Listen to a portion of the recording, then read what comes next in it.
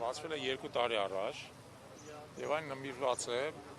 Նեմեսիս գործողության մարտիկներին, թեև այստեղ կան նաև որոշ անձիկ, որոնք թեև անմիջականորեն Նեմեսիսին չեն մասնակցել, բայց այլ պայմաններում իրականացրել են արդարադատությունը հանուն հայոց արժանապատվության։ Օրինակ Մելքումովը, որը Կարմիր բանակի սպա է եղել եւ անձնապես գնդակահարել է Էնվեր Փաշային, թեև ինքը Նեմեսիս գործողության անդամ չի եղել։ Մեր տեսանկյունից եւ ես իմ ելույթում արդեն ասացի դրա մասին, Նեմեսիսը պետք չի Նեմեսիսին վերաբերվել որպես վրիժառության ակտ։ Նա արդարադատության ակտ է, որովհետեւ մեծ մասը այն անձանց, որոնք գնդակահարվել են Նեմեսիսի մարտիկների կողմից, իրենք արդեն դատապարտված են եղել Մահապատժի, հենց Օսմանյան դատարանի կողմից, մարդկության դեմ հանցագործությունների եւ ռազմական հանցագործությունների համար։ Որպես փաստ պարզապես նշեմ, որ Օսմանյան դատարանը 18 եւ 19 թվականներին 19 մահվան դատապարտվիչեր արձակել, որից Օսմանյան արդարադատության կողմից իրականացվել է միայն 3-ը։ Մնացած հանցագործները կարողացել են խույս տալ արդարադատությունից, հիմնականում պատասպարվել են Եվրոպայում, մեծ մասը Գերմանիայում, մի մասը Իտալիայում, Գերմանիան եղել է Օսմանյան կայսրության դաշնակիցը, եւ 1919 թվականին ընդունվել է որոշում Դաշնակցության 9-րդ ժողովում Երևանում,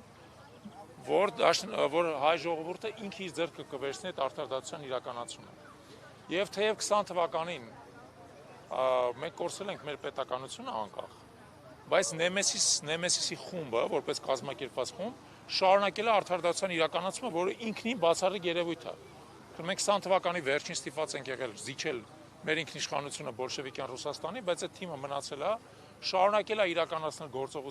գործողությունների մեծ մասը տեղի ունեցել 3 վայրերում՝ Բերլինում, Կոնստանտինոպոլիսում եւ Թիֆլիսում։ Ընդ որում այսօր ելույթ ունեցավ այստեղ Արմեն Գևորգյանը, իր պապը Արտաշես Գևորգյանը Թիֆլիսում 1922 թվականին արդեն խորհրդայնացումից հետո կարողացել է գնդակահարել Ջեմալ Փաշային, որը եղել է ռազմածովյան նախարարը Երթուրքյան կառավարության, եւ որը այդ ժամանակ եղել է խորհրդային կառավարության պաշտպանության ներքո։ Այսինքն նույնիսկ այդ կարգի խիզախ գործողությունը մարդիկ կարողացել իրականացնել եւ ոչ միայն իրականացնել, նաեւ ինչ որ իմաստով անկորուստ կարողացել են հեռանալ այդտեղից։ Բազմաթիվ այլ գործողություններ են իրականացվել, ամենահայտնին իհարկե 1921 թվականի մարտի 15-ին Թալատ Փաշայի գնդակահարությունն է Բերլինում Սողոմոն Թելիրյանի կողմից, բայց ավելի քիչ հայտնի է, որ իրականում դա կազմակերպված գործողություն է եղել, կազմակերպված է եղել Շահան Նաթալիի կողմից, այդտեղ եղել է երկրորդ խումբը, որը պատրաստ է եղել, ապահովման խումբը, իրականացնել գնդակահարությունը, եթե Սողոմոն Թելերյանի մոտ այս կամ այն պատճառով չստացվի, եւ այդ երկրորդ խմբում եղել է մեծանուն հայ պոետ Ավետիք Իսահակյանը, նաեւ իմ անվանակիցը, ավշուտ ես եմ իր անվանակիցը։ Եվ այդ ամեն ինչը մեծ պատմություն է, մեծ եւ շատ կարեւոր, որը ինչ որ իմաստով այս ամբողջ ընթացքում մնացել է քողարկված մեզանից։ Մենք բոլորս գիտենք ցեղասպանության մասին, բայց շատ քչերը գիտեն, թե ցեղասպանության համար ցեղասպանության մեղավորները ինչ պատասխանատվության են ենթարկվել։ Եվ մենք այսօր այստեղ ենք նախ հիշատակելու դա,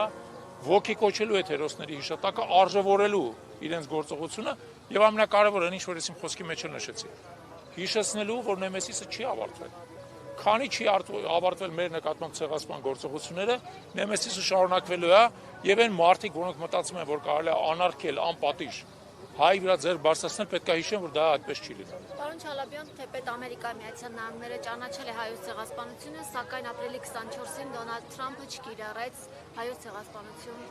արտահայտությունը եզրույթը։ Ինչով եք սա պայմանավորում։ Անկեղծ ասած միարժեք պատասխան չունեմ, բայց ենթադրում եմ, որ դա նշանակում է, որ մեր լոբիստական կազմակերպությունները Միացյալ Նահանգներում այս ադմինիստրացիայի հետ բավարար աշխատանք չեն կատարել, այդ մեկ, եւ երկրորդը, որը բացարձակ ակնհայտ է, գործող իշխանությունը Հայաստանում ընդհանրապես ոչ մի աշխատանք չի կատարել, ընդհանրապես, ավելին, տարբեր տեղերում մեր տեղեկությունները նրանք նույնիսկ խանգարել են ցեղասպանության հիշատակման միջոցառումներին, Հայաստանում էլ, որ կարողանով հասկացաք, այդ ամբողջ ցեղասպանության հիշատակման միջոցառումները իր ձեռքը վերցրեց քաղաքացիական հասարակությունը։ Պետությունը համարյա ոչ մի բան չարեց։ Ուստի առաջին հերթին պետք է մենք նայենք մեր մեջ պատճառների համար այս գործող վարչախմբի, նաև Ամերիկայի Միացյալ Նահանգներում հայկական լոբիստական կառույցների կատարածի եւ չկատարածի մեջ։ Շնորհակալ։